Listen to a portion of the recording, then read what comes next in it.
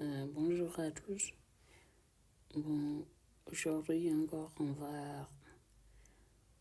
va essayer de calculer la limite d'une intégrale. On essaie de voir si on peut trouver le résultat.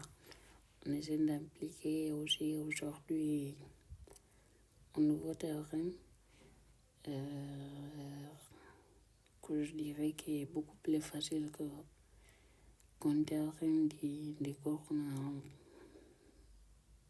a appris en deuxième année. Là, c'est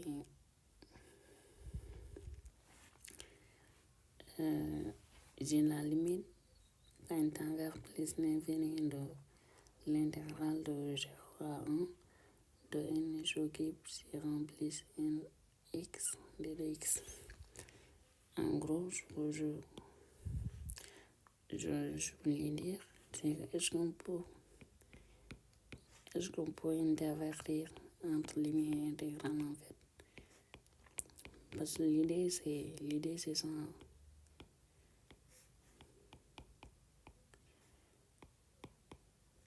Est-ce que je peux intervertir entre limite et intégrale? Quand j'arrive à intervertir entre limite et intégrale, j'aurais gagné. Parce qu'il suffit juste de... Voilà, quand je fais dans l'inverse plus l'infini, je vais obtenir un truc qui ne dépend pas de n. Et donc, du coup, je peux calculer la limite.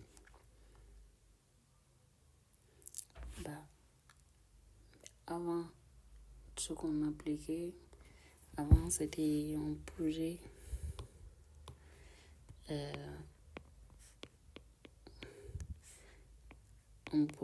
fn de x.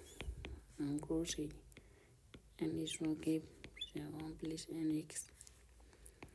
C'est-à-dire pour tout x qui est dans 0, 1 et pour tout n en fait. C'est ce qu'on posait en fait. Et on essayait de voir si à la convergence simple et la convergence finie, il faut pouvoir intervertir entre limite et intégrale.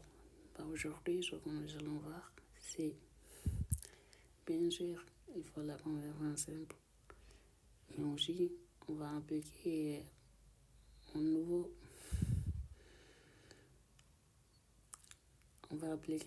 théorème qui nous dit qu'il faut juste vérifier 2 choses ou 3 choses, je dirais même.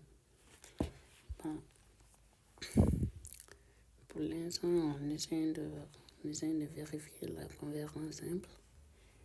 La convergence simple, c'est pour x est supérieur ou égal à 1, la limite quand n tend vers plus l'infini de fn de x, c'est égal à la limite quand n tend vers plus l'infini de nx au cube sur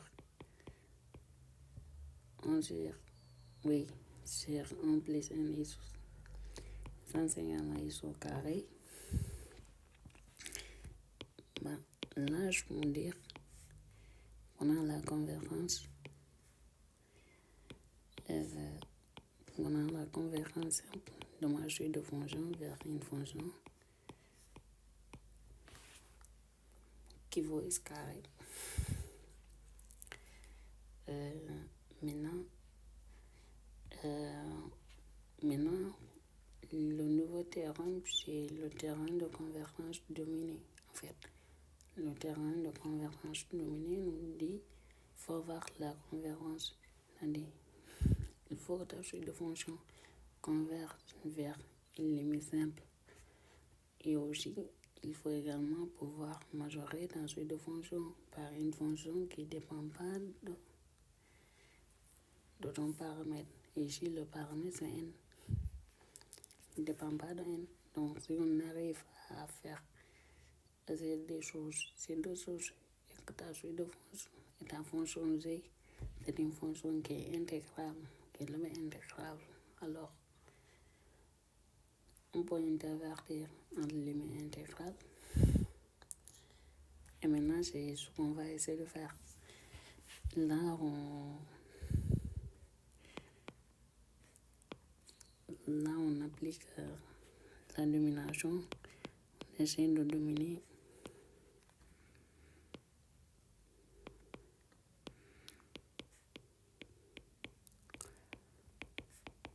La domination, c'est pour tout n qui est positif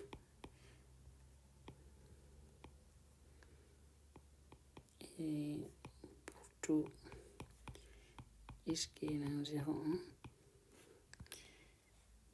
bah, on a la limite, non, sans la limite, mais n is au cube, c'est rempli nx. Voilà absolu, c'est inférieur à n is au cube sur nx. Ça, c'est égal à x au carré égal à g de x. Ça, c'est positif. Et là, la fonction g, c'est une fonction qui va de 0 à 1. Parce qu'il est vers R plus, qui a sur x vers x au carré.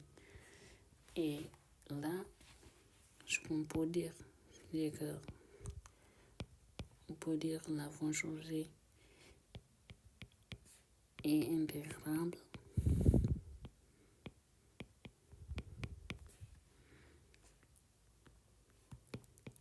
c'est-à-dire le b intégrable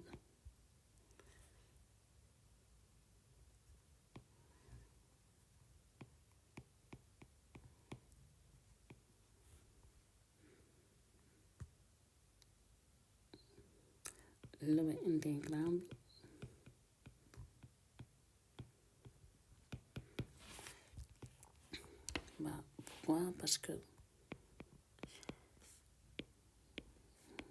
car g est Riemann intégrable en fait.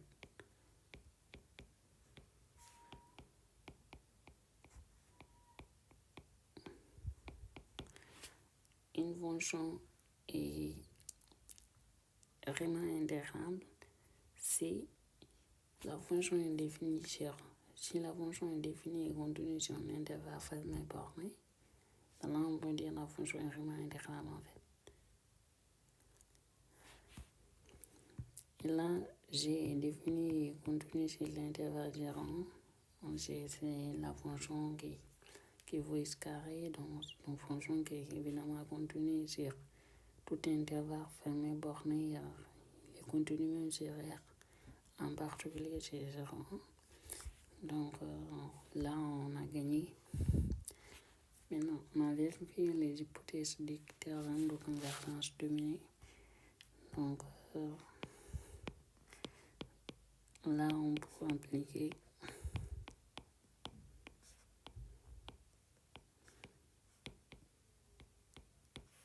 le théorème de convergence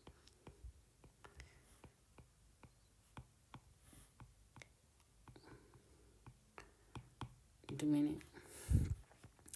C'est-à-dire la limite